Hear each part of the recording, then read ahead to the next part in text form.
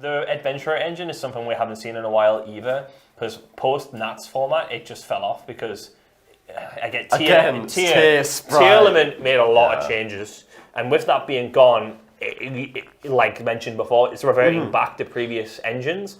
And Adventurer is one of those engines that we have seen do well, as it won YCS Peru as well. Like it was in the Sprite engine. Yeah, because he's playing quite a large Sprite deck as well. I think it's around 50 cards, right? That was the guy that got second. Okay. So they were playing fairly similar builds. Ooh. So this is the combo.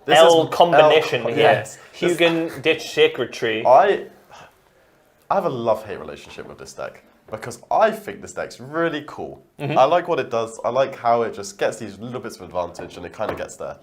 At the same time, if you don't hit these Naturia cards in your opening hand, it feels like you're just playing Runick, which without that additional engine, it feels like you're not doing as much as you need to be. Yes, and as we previously discussed, Runick by itself just doesn't really do an awful lot. In terms of utility, it's quite solid, but then like its end game is just not there. So just to add context as to what on earth's going on. So any of the Runick spell cards can summon a Hugin, and then Hugin can ditch a card in your hand, which has good utility with the Naturias.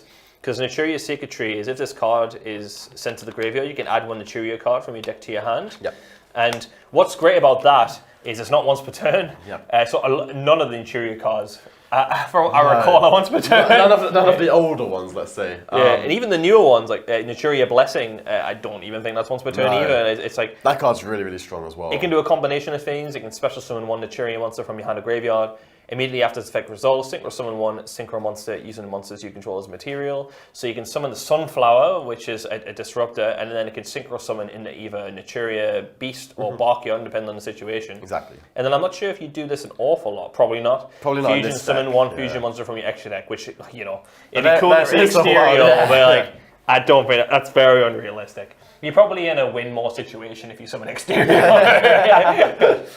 So he's going to summon the Mole Cricket there. So he's summoning Camellia and the Cricket, which are both quite good utility cards. Cricket contribute itself to summon 2 Naturias from the deck. So yes, it's 1 Naturia, then if your opponent controls a monster with the highest original attack, it summons a second from the deck.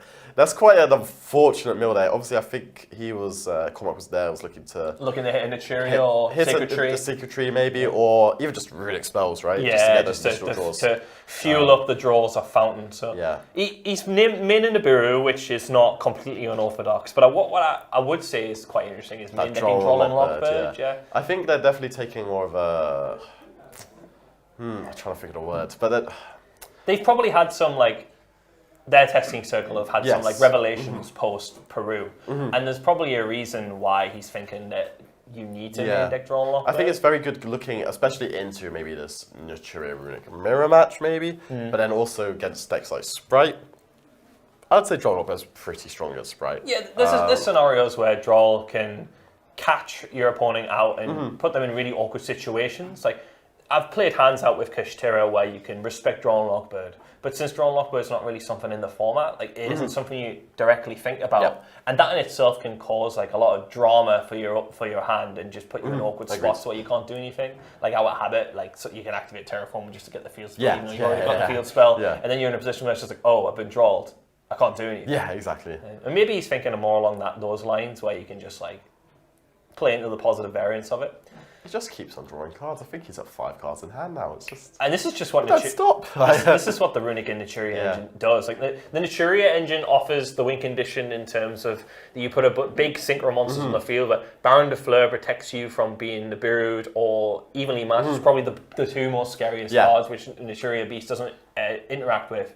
And then Naturia Beast just, you know... Spells are probably pretty good. Weirdly, some of the best parts of this game. Yeah, so and like stopping those, whilst also you mill your deck with this as well. That's not even a hindrance. That just fuels Fountain. If you hit Sacred Tree, you just get it just complements the deck so well. There's just lots of bonuses to it, especially as in Ping's opening hand. I believe I saw one of the Cosmic Cyclones in his main deck, which normally. Be pretty good versus this Runick deck, but right now with the Naturia Beast, thanks to Beastie Weastie, it's not. Every spell becomes a blank. Yes, exactly. And then 1 card extra in your hand becomes a blank because of Baron de Fleur, and then the cricket being able to summon a sunflower. Exactly, yeah. Which then, when your opponent's monster effect is activated, quick effect, you can tribute one Naturia monster and this card, negate the activation if you do destroy that. So that takes another card out of their hand. Oh, and it's just... Along the way, while you climb up into secrets like Yeah. Baron the Fleur, you get the Coral Dragon, the Stardust Charge Warrior. But the Runick engine is the most important. Yeah. So I'm assuming Pink's going to start here, as he has a solid win condition going first. With he plays Evil Swarm Ophion, which should be quite cool. So it means that would... Oh, there's Ophion. Yeah, he took Ophion in the extra deck. Yeah. How did I miss Ophion? Oh my god, yeah. That'll be quite good in the Kashtira match. I'm not massively sure how good it is here. If he plays Evil Swarm Pandemic, that'll be hilarious. That would be amazing. He does not. That would be beautiful. Because Ophion against this deck, if you get Pandemic, that would be pretty sick. Yeah. But he doesn't, so I'd be very surprised if he doesn't do this. So he's respecting, well, everything here, because he's going straight for the Adventurer package. Yeah. Which, if you recall from the format, there you go, Cormac's reaction to Phantom Knight of Torn Scales. Yeah, now he's just like, okay. So he's playing Phantom Knights. Yeah. And he didn't summon the Griffin first. Why do you think he did that? You think? Well, he wants to get the faithful the Draco back, right? So I'm assuming that he's going to try and keep the token on board, on field even. Oh no! And, on the field. I know. He's gonna try and keep it on the field instead of maybe using it to link climb into something greater. Yeah, maybe Taunt Scale resolving wasn't like the be all end all, so he didn't feel it important. There you go. He's a psychic wielder, a generic level 3 extender to get him into probably, arguably, I'd say one of the best cards ever printed, Cherubini. Yes. Sending a level 3 for cost. Yeah. It's pretty mental. I think I have nightmares about this card resolving sometimes. He also plays the Burning Abyss engine as well. Yeah. I think... Is that still common? And not the Phantom Knight's common, but... Yeah, I was going to say. I guess so. It just gets you to that Bodish, right? And then that Bodish sets up everything else anyway. So I think that's where we're going to see him go. Again, we haven't seen these Phantom Knight cards for a long, long time, so we're unsure where he's quite going to go. So far, it is very typical. I recall this from when Phantom Knight was first good, when the Adventurer engine did drop, and we had like Prankids, and pretty much it was pretty much what was the best engine with Adventurer when this deck first got. Grand Kratos was very like the Adventurer engine seemed so good, and if you didn't play a deck with the Adventurer package, it felt like you were missing out. I know like Prankids, Phantom Knight, that was the meta at the time. I had a struggle of a regional where I was not fully aware of the capabilities of the adventure cards, and I was playing Sword Soul, and I hadn't got the new level 10 yet. So I went Kicksing. Yeah. Oh, so you got bullied. So I got bullied. I summoned Baron the Fleur. Was like negate right. I had to face another one, and I was like Right of Amateur just like checks the Sword Soul board. That's like, I remember it forced you to have to go Kicksing blind and just accept it if they had Nibiru, because you just couldn't cope with the Adventurer package otherwise. Yeah, I'm just checking to see if he's playing the F-Zero package here, but it does not look like he is. Still be checking Griffin for something. Just like, yes, it doesn't negate any. I don't think, I have to keep the token on the field. I don't think Ping has played a little bit of Yu-Gi-Oh for a while. That's why he was. I guess would explain the deck that's a couple of years old. Yeah, I did check with him because the last time I spoke to him, he was playing Ancient Warriors. So I was like, maybe we get Ancient Warriors here. That deck was cool. You could play that with because Double Dragon Lords was quite good, similar to like Heretic Seal. I want to see what's happening here now. He's gonna. I think he's gonna get Appaloosa above the Goddess. Yeah, that's interesting. It's not the greatest, I would say. Oh no, he's going for Griffin. So he's going for something more interesting. So what is he setting though? I didn't even see Griffin in his extra deck. Oh, it is there. That's crazy. It is there. I guess it isn't something that you actively think about because Curious is no longer in the format. format. Exactly. Oh, I do miss that. But what is he going to set? Yeah, I'm assuming he's going to keep going. Just what for now? I'm just interested to see if you can get a card in his graveyard which you can set off Griffin. But it's Griffin's on summon, right? So maybe he's just using Griffin as a means of disruption rather than the actual set effect. Because Griffin is kind of like Baguska in a way, right? Yeah, exactly. So unless the monster's linked. No effects. So that's gonna. So that means that Hugin just doesn't work. Exactly. So now he needs his Runick cards to interact with that Griffin. But then any time he tries to interact with that Griffin, he has another Griffin to negate that one. So we can see in Cormac's side he's got Dark Rulers, Kurikara. That would check the board. Yeah. Evenly field, matched. Field. It would check the field. He's also he also is playing Grave of the Super Ancient Organism. And is that something that would... Not in this matchup. No. Well, this is blind after all. Exactly. So he would have probably put in Ash Blossoms blind. That's probably the most generic thing. He may have put Dark Rulers in, or maybe maybe evenly matched more so. Yeah, those are the things that I would respect that he put in the side that he was siding, because they are fairly generic. Yep. I don't think he would have put in things like Duster or Kurikara in there, because they're not as generic as the others. But then he also doesn't want to side out cards that are already good in his main deck, right? Yeah, I'm curious to see how Cormac's going to look at dismantling this field. Because we know there's at least one Fogblade set. There is that also Griffin. just stops Hugin, and this deck's very like, I really need Hugin to resolve, or I just can't really do an awful lot. So he's negated the first point of disruption against the Griffin. Do we think this is going to lead to a potential evenly matched here? Then again, we can see in the battle phase. We are just not sure, simply because...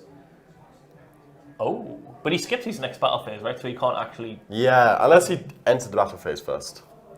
Which I think he might have. Yeah, yes, and here we go. Yes, and he did. His blind pick was evenly matched, but does he have a means of disrupting this? Because he has a lot of cards on the field. That's the one unknown, and he will be keeping the token if it does resolve. Oh, of course, yes. So it does effectively get rid of everything, because that adventurer token is effectively useless. So he's going to use... So what would you do here? What's the game? Would you say fusion? So I think you have to say fusion. You have to say fusion. Yeah, you just can't let Hugin get going. Yeah, because if Hugin gets established, you get that field spell. I think it might just be game over for Ping at that point. So putting an evenly matched blind it turns out a good choice. I think a very good choice, yeah. And I think that's quite reasonable as well. We have it has an insane amount of coverage this format, where a lot of people are committing cards on the field.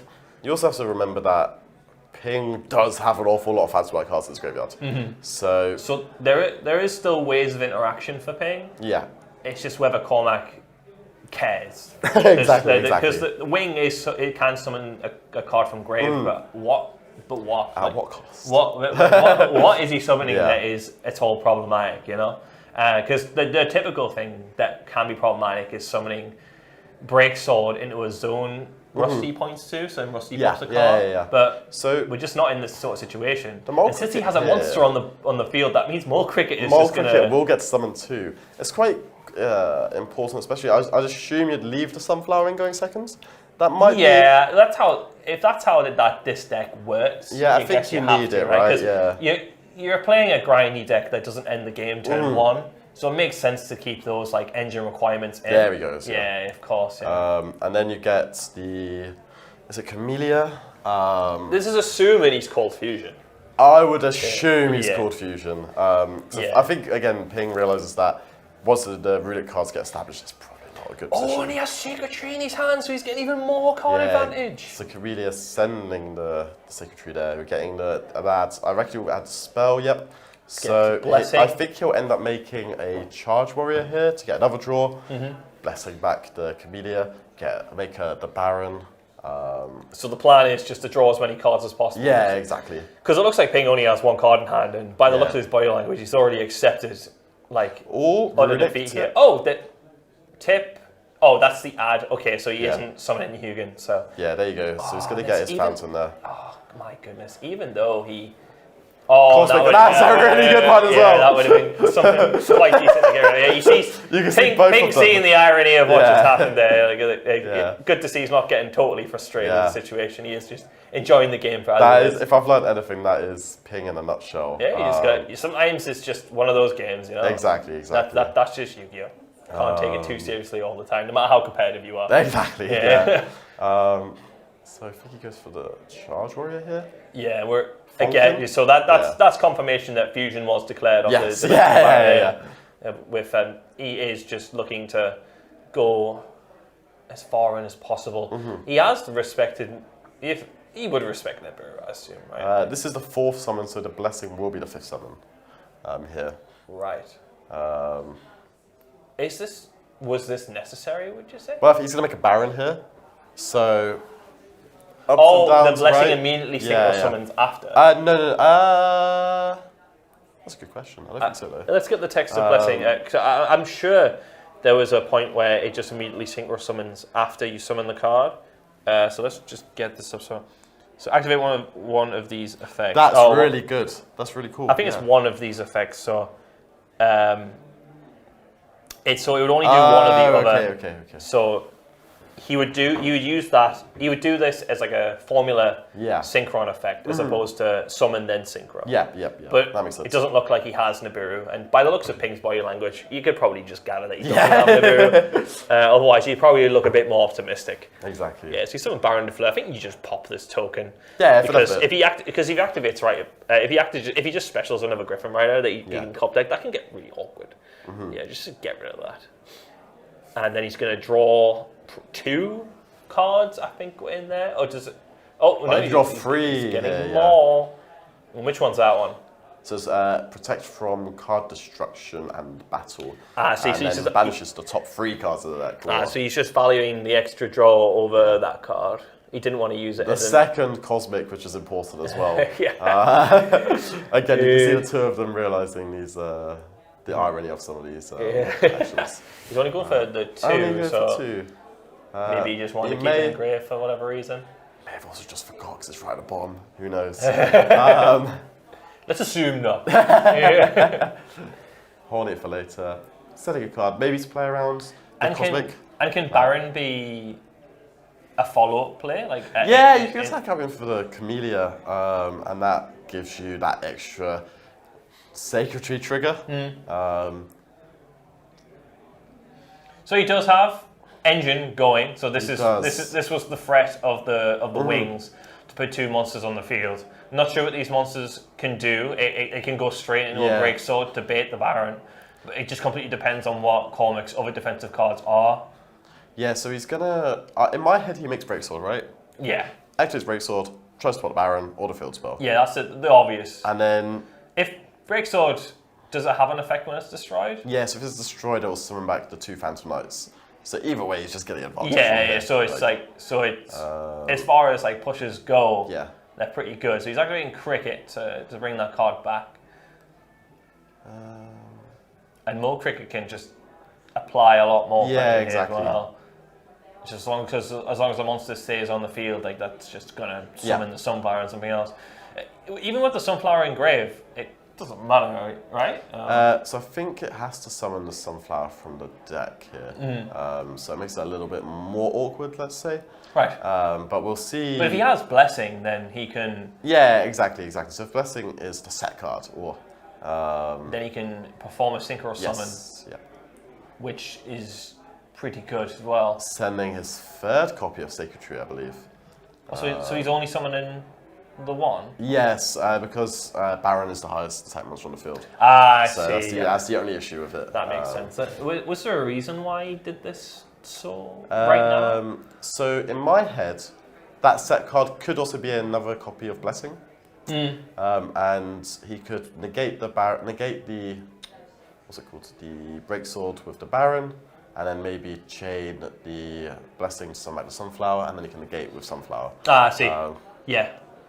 That would be good. A reasonable line. Yeah. Blessing bringing back the Sunflower, so then Sunflower is set up to negate the Breaksword effect in grave. Yeah. And it would leave Ping on a card that he previously didn't use in his last turn, which would assume is additional card in hand, and he still does have the 2 Phantom Knight cards in the graveyard though, which is quite a benefit. He still has Ancient Cloak, which can get him a Phantom Knight card, Taunt Scales as well. So there is stuff he can do. It's just a little bit more advanced for me since I haven't played a lot of Phantom Knight. So he's just going straight to the battle phase, which is scary as well because Zeus can be threatened. Zeus can indeed be threatened. Yeah. Maybe he did this a bit too early. And he just didn't, or maybe he just wanted him to just force the battle phase. But now he has access to Zeus, which is something that he is completely possible. But I think if Breaksword uses its effect to bring back 2 level 4s, he's locked in the dark. I think it's... as ironic as There's it an is, argument to just let the Baron I think I would let the Baron just end. I guess it depends on how scary you think the rank 4 utility is. Yeah, it depends also if he wants that additional follow-up for next turn, right? Yeah, I mean, you might already have it if Yeah. if there's a blessing set. Oh, okay. Oh, this is a cool play. Oh, you can activate This is the a Runick really from cool... hand. Yeah, so he can summon Hugin now, and then Hugin can protect from being destroyed. Oh, that's anything? I thought it was just back row. No, so it can protect. So does Break Sword just resolve without effect, or Let's find does it have to destroy both cards? They're asking. I am quite interested with that, so I'm gonna. I respect the judge's decision there, of course, but for my own Is he going to sanity, check the rest of his graveyard? Because there should be. I one kind at of the want to read bottom. Break Sword myself. And he has got 2 there. I think being dark locked is kind of okay for Cormac as well, in all honesty. It does say destroy them, so it would attempt to destroy both monsters, Yep. regardless of whether the other monster can be yeah. destroyed or not. Yeah. So this ruling is correct. So So now dark locked, no Zeus. no Zeus, He which is pretty good. 2 level 4 monsters. And The he- Baron is still Live, just chilling. Yeah. chilling out there. I completely went over my head. So it's been a while since I've seen Runics in action. So being able to activate Runic cards from your hand it's really. is They've just mental. got these such unique effects there. Even though it adds the field spell, it does everything you could want from that little fusion monster. Fountain It Stone. also just randomly protects. Yeah, yeah. It's just- Oh, it has draw Lockbird, which is really good just because it stops. this is quite decent here. Yeah. He's getting hit by the random blend of cards that you might not always side in against Phantom Knights, just because he wasn't sure how to side deck. I think even if I was playing against the knowledge of Phantom Knights, I think Evenly it is makes fine sense, blind. I'm not sure if I would have kept the draw in blind No. though. I don't think so. I think I would have took that out. Or maybe you That went could for be a an mix. argument, yeah. You could have went for a nice little varied mix and just kept 2 of things, which is a bit wild, but It's a bit wild. it's not but unreasonable. No. Especially with all of the draws you're going to be getting from this Runic deck. Yeah, you could just be like, I'll just get lucky and just draw when I need, and whatever I draw that I don't need. You just get the right one for the right situation. It'll be fine. Sometimes. There you go. So Is the back row anything super spooky? I don't know what the back row could be, in all honesty. It's Blessing, Oh, it was. as predicted. Oh, I love that. I'm right. That's what it has to be. He's going to summon back the flower. Yeah. I can't remember its actual name. I'm gonna- Camellia. So I believe Camellia also has a bonus text. Where if Bonus effect. where I think if a monster is summoned from the extra deck, it also summons a Naturia back from the graveyard. Ooh, we'll so what double you're check. saying is, since he's already used his battle phase, Yeah. he has to deal with that with his current monsters on the field. Yeah. But he special summoned Boots, so maybe it's just when any monster special summon. So here comes the flower. Yeah. So now he's got flower and Baron de Fleur. Yeah. And he's locked into darks. The plus side with the flower as well, it can negate twice. Because Camellia will, instead of doing the tribute function, the top 2 cards of the deck instead, not only setting up more runic spells. This is but- getting quite oppressive. Yeah. And he still has the Baron as well, I believe. Yeah, he does. So that's still Baron's just 3 been chilling. interrupts, yeah. I'm not sure if Arc Rebellion has, again, bonus text. I think it does do some negates. I might be wrong. But then when you're facing down like free negates yeah. in Sunflower. So he's summoned Rider's Knight, which is something I've just never seen summoned before. So I'm going to check what that does. I've seen it in like What, Raiders Knight? more fun Phantom Knight decks. But Yeah, I've so I never- think it basically almost cheats out a monster of the above or below rank. Yeah, so you can attach full material from this card, special summon from your extra deck 1 Phantom Knight, Raid Raptor, or XYZ Dragon. XYZ monster that is 1 rank higher or lower than this card. By using this face-up card, you control as a material, but destroy it during your opponent's next end phase. Yep. So it's just effectively like a rank up XYZ. Exactly, yeah. So it's really... I don't think it would have been unreasonable to just negate it just because you can't be bothered to see where he's going. Yeah, I'd agree. It's one of those things I think that's where- what he did. I think that's why he's no longer yeah. on the field, yeah. I think it's one of those times where I'm quite anxious. He's just conceded, so whoo, I wasn't really